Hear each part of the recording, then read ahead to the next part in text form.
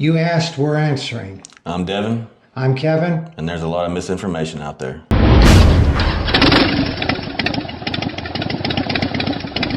Another question that we get on a somewhat regular basis, we weren't getting it at all 3 or 4 years ago. And in the last year, it's become more and more frequent, and that is some of the features on my bike don't work when I go to start it up. And I don't have any error codes. I don't know why the volume is not able to be changed on my radio. I don't know why I can't switch between screens on my Rushmore bike. Navigation versus engine monitoring, all that kind of stuff.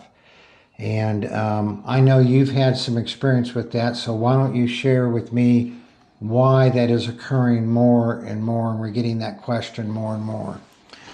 All right, so there's been two specific issues that I've had with my particular 121 VVT. It's the 2023 CVO Street Glide, so it's got basically all the bells and whistles, for that year at least. But what would happen is if I would just cut the key on and just hop on the bike and be ready to go, hit the start button. One thing that would happen almost every time if I did it too quickly was my modes would not work. It just wouldn't. It wouldn't change. It wouldn't even show any mode there. And at first I thought well, something's wrong here. And I was trying to recreate it, see how it had happened. And the bike run and drove, it seemed as if it was just in the normal riding mode. But I don't know, it didn't tell me what mode it was in, but it ran and drove.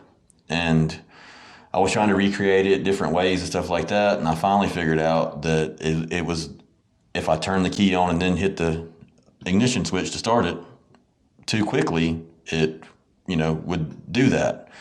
And the easy solution to that is to turn the key on and wait for everything to initialize. You've got, the infotainment system is its own computer that runs the bike. Then you got an ECM, BCM, your ABS has its own computer. Everything has to boot up and start talking to each other before everything can work. And just giving it a few seconds to do its boot up sequence, solved that issue. And it's hard to know how long it takes because sometimes things wouldn't work on your bike when you started it up right away, and sometimes they would. So how do you know how do you know when everything's booted up and talking to each other? Well, I don't know about every bike out there, but it seems like mine, even though it's all the electronic gauges, it still does its little, max out and then come back. Mm-hmm. It seems like just as long as I allow that to happen, that's long enough. But I usually give it just a few extra seconds just to make sure everything's good. And, that kind of gets into the next issue that I had, which is only a couple of different times I would go to start the bike, and not be paying attention to how long it was taking or whatever. And then the bike just wouldn't start. Wouldn't start at all. It wouldn't drive, wouldn't do anything. Oh, you couldn't even start it. Couldn't start it. And I went all the way, down to checking fuel pressure, making sure the fuel pump was kicking on, because it seemed like it wasn't getting, one of the three things, fuel, air, or fire, ignition. And I was thinking fuel. That's kind of what it sounded like, but it had plenty of fuel pressure. Oh, so it would turn over. Oh, yes, it would turn over. It but just it would just not wouldn't fire. Yeah, and it had plenty of fuel pressure. Obviously it was getting air. So it had to be either ignition related or fuel injector related. It either wasn't firing the fuel even though it had pressure, or it was just not, giving ignition to the spark plugs. But again, just letting it go through its sequence was the solution to that. And I was in a parking lot in front of people and stuff with a brand new bike. I'm like, golly, this is, this is a bad look right here, and it was just because I was being too hasty, doing it. And unfortunately, that's the way, all these bikes are going. There's more electronics, more computers, something we've got to get used to. And I don't know, Kevin, if you want to, experience that, Well, I issue that know- happened with your Maverick. You know, Yeah, I know that we did a whole video on has Harley gone too far with the tech. We'll put that video up in the corner here. And that was a video where we were concentrating and showing some stuff on your bike that has the, 13.5-inch screen they have in there now? yeah, whatever it is, a big it's a screen. monster. Yeah. And it's all digital. There's no analog gauges at all. There's absolutely nothing in that fairing to give you any indication of anything if that screen doesn't come on.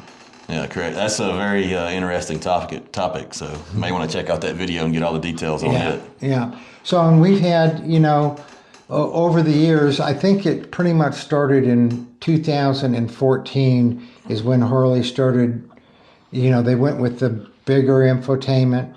And there's been people here and there saying, hey, this didn't work or that didn't work. And I'm not getting any error codes, but I turned the bike off and waited a little while and turned it back on, and then everything was fine.